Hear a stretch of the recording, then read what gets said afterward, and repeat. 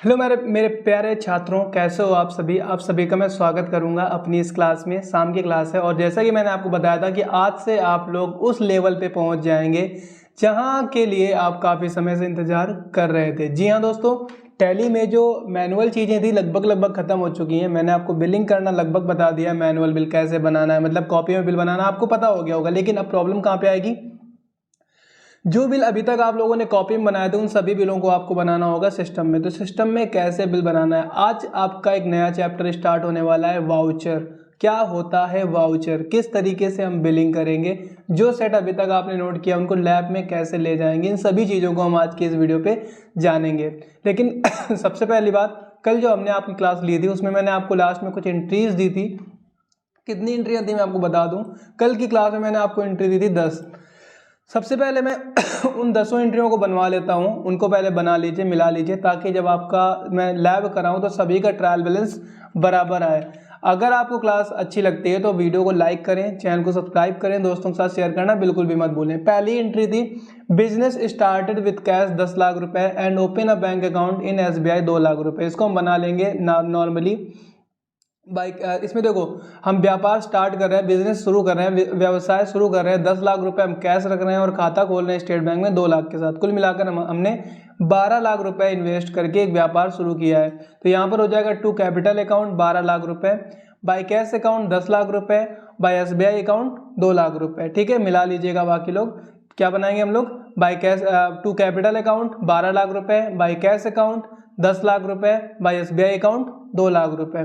अगला क्वेश्चन था, building purchase of 4,50,000 rupees with 10% discount from Rahul. बताया जा रहा है कि बिल्डिंग परचेज की गई है राहुल से, 4,50,000 रुपए की बिल्डिंग थी, 10% डिस्काउंट पर परचेज करी गई है।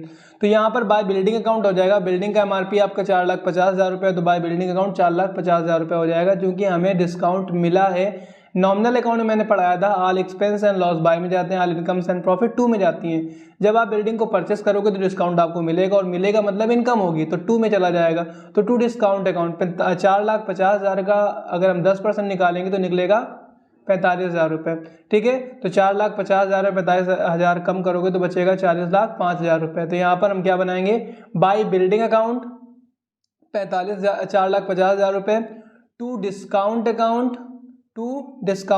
45,000 रुपये, टू राहुल अकाउंट 40,500 रुपये, 40,05,000 रुपये। ठीक है, ये आपका बनेगा जाके पहली सेकंड एंट्री। अगर हम तीसरे नंबर की एंट्री की बात करें तो लिखा है लैपटॉप परचेस फ्रॉम आरती 15,000 रुपये। लैपटॉप आरती से परचेस किया गया है 15,000 रुपये का विद 10% डिस्काउंट, 10% डिस्काउंट के साथ।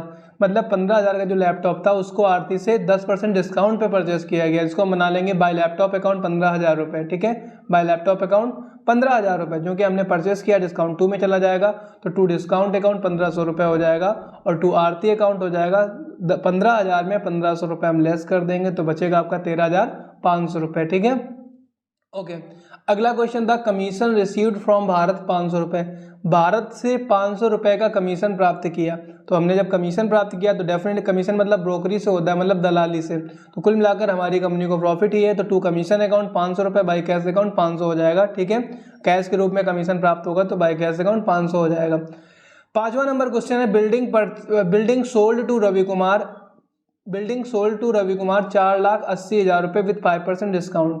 बिल्डिंग सोल्ड की गई है, टू बिल्डिंग अकाउंट हो जाएगा, क्योंकि बिल्डिंग गोज आउट हो रही है, तो टू बिल्डिंग अकाउंट हो जाएगा। ठीक है, टू बिल्डिंग अकाउंट। अब चूंकि जब हम बेचेंगे तो डिस्काउंट हम देंगे, जब डिस्काउंट हम देंगे तो हमारे लिए एक्सपेंस क्या लाएगा, तो to building account. By discount account 48,000 रुपये हो जाएगा, बाय डिस्काउंट अकाउंट 48,000 रुपये। और बाय रवि कुमार अकाउंट 4,80,000 में 48,000 घटा दीजिएगा, जितना बच जाए आप रवि कुमार के सामने डाल दीजिएगा। सॉरी, 48,000 नहीं बनेगा, डिस्काउंट 5% है, तो 48,000 का आधा कर दीजिएगा, तो 24,000 रुपये डिस्काउंट बनेगा आपका इसमें। तो क्या बनेगा, टू बिल्डिंग अकाउंट 4,80,000 रुपये, बाय डिस्काउंट अकाउंट 24,000 रुपये, और बाय रवि कुमार अकाउंट 4,80,000 में 24,000 घटा दीजिएगा, जितना बचे उतना आप लिख दीजिएगा। अगला क्वेश्चन 6वां नंबर है, laptop sold to Amita of 19,500 rupees with 5% discount. कहा जा रहा है अमिता को 19,500 का लैपटॉप 5% छूट पर बेचा गया। तो एग्जैक्टली पीछे वाली एंट्री के तरीके बनाएंगे, टू लैपटॉप अकाउंट 19,500 रुपये हो जाएगा, टू लैपटॉप अकाउंट 19,500 रुपये हो जाएगा, बाई डिस्काउंट अकाउंट हो जाएगा 19,500 का 5% निकाल देंगे हम, ठीक है। 1950 का अदा कर दीजिएगा तो आपका बन जाएगा लगभग 9 दूनी 18, लगभग आपका जितना बन जाए आप कैलकुलेट कर लीजिएगा। और बाई में अमिता हो जाएगा 19,500 में जो डिस्काउंट है उसको घटा दीजिएगा, जो बचे आप लिख देंगे। 7वां नंबर क्वेश्चन है open a bank account in BOB with 10,000 rupees. Bank account एक ओपन किया गया है बैंक ऑफ बड़ौदा में 10,000 रुपये के साथ। तो यहाँ पर हम सीधे बना देंगे, जब आपने खाता खोला है तो पैसा बैंक में रिसीव होगा, बैंक पैसा रिसीव करेगी तो बैंक रिसीवर हो जाएगी, तो बाय BOB अकाउंट हो जाएगा टू कैश अकाउंट हो जाएगा 10,000 रुपये, ठीक है। 8वां नंबर क्वेश्चन है amount transfer from SBI to BOB 15,000 रुपये। SBI से BOB में ट्रांसफर हुआ है तो SBI आपकी गिवर होगी और BOB आपकी रिसीवर होगी, तो टू SBI बाय BOB हो जाएगा, ठीक है। टू SBI अकाउंट 15,000 रुपये बाय BOB अकाउंट 15,000 रुपये। अगर मैं 9 नंबर क्वेश्चन की बात करूँ, इसमें लिखा all remaining amount received from all debtors.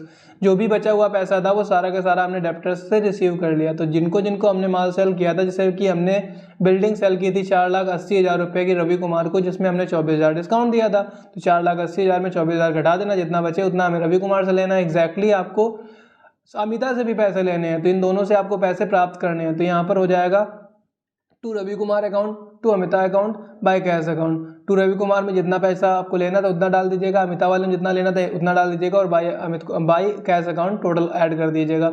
10वां number question है all remaining amount paid to creditors. जितना भी पैसा बचा हुआ था वो सारा का सारा हमने क्रेडिटर्स को अदा कर दिया। तो हमें बिल्डिंग का पैसा देना था राहुल को, और हमें आरती को लैपटॉप का पैसा देना था। इन दोनों को आपको पैसा देना था, जितना पैसा आपको देना होगा दे दीजिएगा। तो यहाँ पर आप डाल देंगे बाई में, डाल देंगे आप बाई में राहुल को by Rahul account by Amita account by Rahul account by Aarti account to cash account कर देंगे। ये आपका 10 एंट्री जो मैंने आपको दी थी ये हुई फाइनल, ठीक है। अब दोस्तों अब इस चीज़ को जो मैं पढ़ाने वाला हूँ उसको थोड़ा सा ध्यान से आपको सुनना है, ध्यान से डालना है और नोट डाउन करते जाइएगा। वीडियो को पूरा देखेंगे। मैं थ्योरी जानबूझकर आपको दिखा नहीं रहा हूँ। बहुत बार लोग क्या करते हैं, वीडियो को पॉज कर लेते हैं और थ्योरी को छाप लेते हैं। ऐसे आपको क्या होगा, प्रॉब्लम ये होगी कि आपको समझ नहीं आएगा। तो मैं थ्योरी आपको समझाऊंगा, आपको वीडियो से ही सुनकर नोट डाउन करना होगा। तो व्हाट इज वाउचर, वाउचर होते क्या है।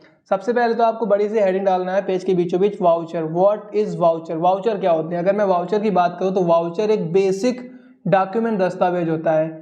वाउचर एक बेसिक डॉक्यूमेंट दस्तावेज होता है जिसकी मदद से हम अपने बिजनेस में होने वाले प्रतिदिन की ट्रांजैक्शंस, देखो वाउचर एक लिखित दस्तावेज होता है जिसके माध्यम से हम क्या करते हैं, जो बिजनेस में आपके डेली की ट्रांजैक्शंस होते हैं, डेली के जो लेन देन होते हैं उनका पूरा हिसाब किताब रखते हैं, ठीक है। तो अगर हम सीधी सी भाषा में बात करें तो हम कह सकते हैं वाउचर एक बेसिक डॉक्यूमेंट होता है जिसकी मदद से बिजनेस में होने वाले डेली के लेन देन को हम रखते हैं, डेली के लेन देन का हिसाब किताब रखते हैं। और वाउचर की मदद से ही हम इसको आसानी से टैली में एंट्री पोस्ट करते हैं। देखो जो आपने अभी तक एंट्री बनाई थी, मैनुअल एंट्री थी, कॉपी में थी, इनको अगर आपको सिस्टम में बनानी है तो विदाउट वाउचर आप नहीं बना सकते हैं, ठीक है। इसको आपको थोड़ा सा समझना पड़ेगा। विदाउट वाउचर आप इनको सिस्टम में नहीं बना सकते। अगर हम आज से बहुत पहले की बात करें, तो आपको बता दूं कि जो वाउचर्स आपको, जो आप वाउचर कर रहे हो और आप टैली में एंट्री फीड कर रहे हो, पहले सारा का सारा काम मैनुअल होता था, पेपर कॉपी में हो जाता था। आज से काफ़ी सालों पहले ये सारे के सारे जो बिल थे उनको एक रजिस्टर में मेंटेन करना पड़ता था। लेकिन आज टैली की वजह से और आज हम लोग जो वाउचर्स पढ़ चुके हैं इसकी वजह से हम लोग सारे के सारे डेटा को आराम से हम लोग सिस्टम में फीड कर सकते हैं और हमें ज़्यादा कैलकुलेट नहीं करना पड़ता। सबसे इजी बात मैं आपको बताऊं, जब आप मैनुअल बिल बनाते हो तो आपको जोड़ घटाव गुणा भाग काफ़ी करना पड़ता है, लेकिन सिस्टम में जब आप बिलिंग करोगे तो वो ऑटोमेटिक सारी चीज़ें करेगा, आपको कुछ नहीं करना पड़ेगा। जब आप पहला बिल बनाओगे तो आपको बहुत सरल लगेगी टैली, अभी जितनी आपको कठिन लग रही है। अब अगर मैं वाउचर्स की बात करूं तो वाउचर्स के कई सारे प्रकार भी होते हैं, ठीक है। वाउचर के कई सारे प्रकार होते हैं जो आपको अभी बेसिक तरीके से नहीं पता है। एक्चुअल में हम लोग स्टार्टिंग में 8 वाउचर्स का प्रयोग करने वाले हैं, ठीक है। कितने वाउचर्स का प्रयोग करेंगे हम लोग? 8 वाउचर्स का प्रयोग करेंगे। वैसे वाउचर्स तो काफ़ी सारे होते हैं लेकिन हम लोग सिर्फ 8 वाउचर्स का ही प्रयोग करेंगे, ठीक है। कौन कौन से वाउचर होंगे उनको ध्यान से लिखिएगा और लिखते जाइएगा। पहला आपका वाउचर होता है कॉन्ट्रा वाउचर। कौन सा वाउचर होगा? कॉन्ट्रा वाउचर, ठीक है। हेडिंग डाल सकते हैं आप लोग, कॉन्ट्रा वाउचर। अगर हम इसकी बात करते हैं तो इसको ध्यान से सुनिएगा। इस वाउचर के अंतर्गत वो बिल आते हैं, किसके अंतर्गत? कॉन्ट्रा वाउचर के अंतर्गत। इस वाउचर के अंतर्गत वो बिल आते हैं जिसमें हम बैंक एंट्रीज को करते हैं, ठीक है। इस वाउचर के अंतर्गत सिर्फ वही बिल आते हैं जिनमें हम बैंक एंट्रीज करते हैं। बैंक एंट्रीज मतलब या तो बैंक में पैसा निकाल रहे होंगे, बैंक से पैसा निकाल रहे होंगे, या तो बैंक में पैसा डाल रहे होंगे, या तो एक अकाउंट से दूसरे अकाउंट में पैसा ट्रांसफर कर रहे होंगे, या तो बैंक में खाता खोल रहे होंगे। इसके अलावा और कुछ भी नहीं होगा, ठीक है। तो हम कह सकते हैं कॉन्ट्रा वाउचर का मतलब हम तब करते हैं, कॉन्ट्रा वाउचर का उपयोग हम तब करते हैं जब हमको बैंक में कैश डिपॉजिट करना हो या चेक लगानी हो, तो फिर हम बैंक से पैसे निकालते हो या बैंक में पैसा जमा करते हो या बैंक से पैसा ट्रांसफ़र कर रहे होते हो, वहाँ पर हम इसका यूज़ करते हैं। जैसे एग्जांपल में मैं बताऊं कि हमने 50,000 रुपये जमा करके स्टेट बैंक में खाता खोला, 50,000 रुपये जमा करके स्टेट बैंक में खाता खोला, तो यहाँ पर आप क्या बनाएंगे, bye SBI account to cash account. यहाँ पर लेन देन जो हो रहा है सिर्फ बैंक से ही हो रहा है, इसकी वजह से ये आपका कॉन्ट्रा वाउचर होगा। डोंट वरी, हम आपको एक ट्रिक भी बताएंगे। ट्रिक से क्या होगा, जो आपने बिल बनाया हुआ है उसको देखकर आप बता सकते हैं कि इसमें वाउचर कौन सा होगा।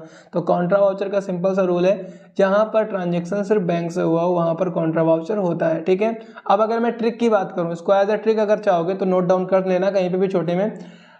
यदि किसी बिल में कैश और बैंक के सिवा कोई भी नाम नहीं आता, इसको आप फीड कर लेना, कहीं पे भी लिख लेना। यदि किसी बिल में कैश और बैंक के सिवा कोई भी नाम नहीं आता, वहां पे कॉन्ट्रा वाउचर होता है। अब जैसे कि बिल आपका काफ़ी बड़ा है, बिल इन सेंस ऐसा है जैसे by SBI account, by BOB account, by BOI account, to cash account, तो बिल आपका 4 लाइनों का हो गया, बट एक्चुअल में यहाँ पर होगा कॉन्ट्रा वाउचर ही, ठीक है। तो बिल कितना भी बड़ा हो, देखो बिल किसे कहते हैं जो हमने बना लिया है, और एंट्री किसे कहते हैं जो क्वेश्चन होता है। जैसे मैंने बोला, मैंने भारतीय स्टेट बैंक में 10,000 रुपये, भारतीय और बैंक ऑफ बड़ौदा में 5,000 रुपये और बैंक ऑफ इंडिया में 15,000 रुपये जमा किए, ये मैंने क्वेश्चन बोला, तो इसको हम बोलेंगे एंट्री। और जब मैं बिल बनाऊंगा तो क्या बनेगा, by SBI account, by BOI account, by BOB account, to cash account, ये आपका बिल बनेगा। तो जो बिल है इसको मैं देखना है क्या इसमें कैश और बैंक के सिवा कोई और नाम आ रहा है, तो हमने 4 लाइनों का बिल बनाया बट इसमें कैश और बैंक के सिवा कोई नाम नहीं आया, मतलब यहाँ पर कॉन्ट्रा वाउचर आपका हो जाएगा। कॉन्ट्रा वाउचर की जो शॉर्टकट की होती है वो होती है F4, तो आपको कीबोर्ड से केवल F4 आप प्रेस करेंगे तो कॉन्ट्रा वाउचर आप सेलेक्ट कर पाएंगे, ठीक है। तो आपने कॉन्ट्रा वाउचर के बारे में आई होप अच्छे से समझ लिया होगा। अब अगर हम सेकंड वाउचर की बात करें, तो सेकंड वाउचर आपका जो होता है वो होता है payment voucher, PAYMENT, payment voucher, ठीक है। इसकी शॉर्टकट की अगर मैं बात करूँ तो इसकी शॉर्टकट की जो होती है वो होती है F5। सेकेंड वाउचर हमारा है पेमेंट वाउचर और इसकी शॉर्टकट की होती है F5। आज मैं आपको 3 वाउचर पढ़ाऊंगा, एक मैंने आपको पढ़ा दिया है, कौन सा पढ़ाया है, कॉन्ट्रा वाउचर, इसके बाद पेमेंट, और इसके बाद लास्ट में वाउचर आपको पढ़ाऊंगा रिसिप्ट वाउचर। कहीं ऐसा ना हो ज़्यादा बिल हो जाए, ज़्यादा मैटर हो जाए तो आप लोग फिर से प्रॉब्लम्स या आपको फिर से प्रॉब्लम्स होने लगे। तो सेकेंड वाउचर हमारा है पेमेंट वाउचर। पेमेंट वाउचर की जो शॉर्टकट की होती है वो होती है F5, ठीक है। ओके, अब इसको क्या समझेंगे, यदि हमारी कंपनी या फर्म किसी दूसरी फर्म या कंपनी को भुगतान करती है, यदि हमारी कंपनी दूसरी कंपनी या फर्म को भुगतान करती है, भले ही वो भुगतान 1 रुपये का ही क्यों ना हो, वहाँ पर पेमेंट वाउचर होता है। जैसे कि मान लो हमने 50 लाख की बिल्डिंग खरीदी और हमने 5,000 रुपये उसको एडवांस में पे कर दिया, तो मैंने बोला भुगतान चाहे पूरा हो या थोड़ा सा ही क्यों ना हो, लेकिन वहाँ पर पेमेंट वाउचर ही होने वाला है, ठीक है। समझ में आ गया। यदि हमारी कंपनी किसी दूसरी कंपनी या फर्म को भुगतान करती है, भले ही वो भुगतान पूरा हो या थोड़ा सा हो, वहाँ पर पेमेंट वाउचर होता है। इसको समझ में आ गया होगा। जैसे मैंने बोला मैंने 50 लाख की बिल्डिंग खरीदी और 10,000 रुपये उसको पे कर दिए। मैंने 50 लाख की बिल्डिंग राहुल से खरीदी और मैंने उसको 10 लाख रुपए पे कर दिए, तो मैं क्या बनाएंगे, बाय बिल्डिंग अकाउंट 50 लाख रुपए, टू कैश अकाउंट 10 लाख रुपए, टू राहुल अकाउंट 40 लाख रुपए बनेगा।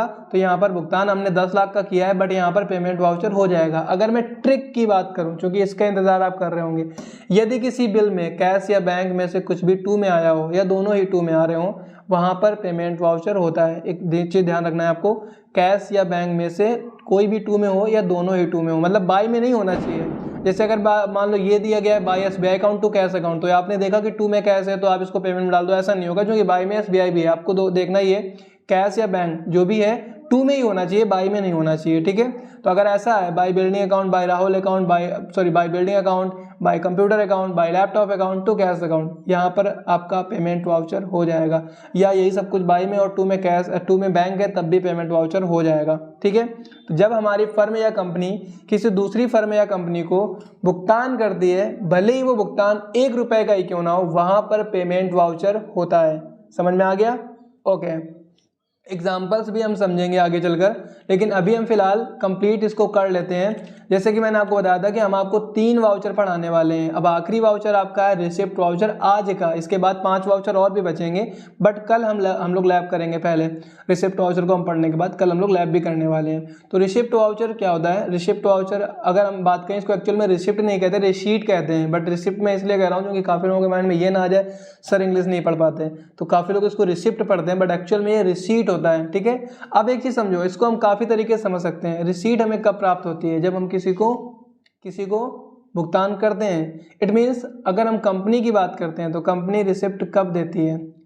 तो इसको हम इस तरीके से समझ सकते हैं, जैसे पेमेंट वाउचर में हमारी कंपनी पेमेंट कर रही थी, बट रिसीट वाउचर में हमारी कंपनी पेमेंट रिसीव करेगी। तो हम इसको कह सकते हैं जब हमारी फर्म किसी दूसरी फर्म या कंपनी से भुगतान प्राप्त करती है, जब हमारी फर्म किसी दूसरी फर्म या कंपनी से भुगतान प्राप्त करती है, भले ही वो भुगतान थोड़ा हो या पूरा हो, वहाँ पर रिसीट वाउचर होता है। ठीक है, समझ में आ गया?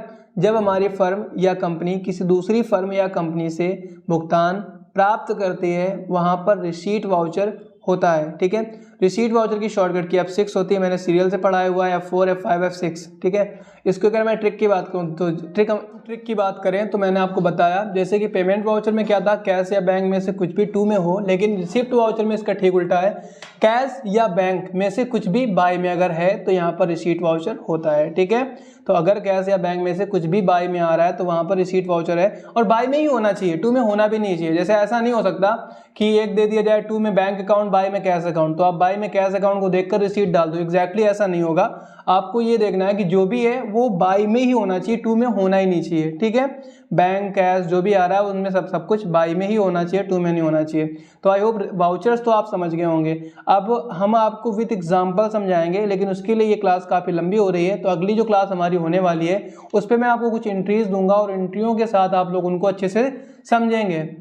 उम्मीद करता हूँ हमारी क्लास आपको अच्छे से पसंद आई होगी। मिलते हैं हम अगली क्लास में, तब तक अपना ख्याल रखें। Thank you.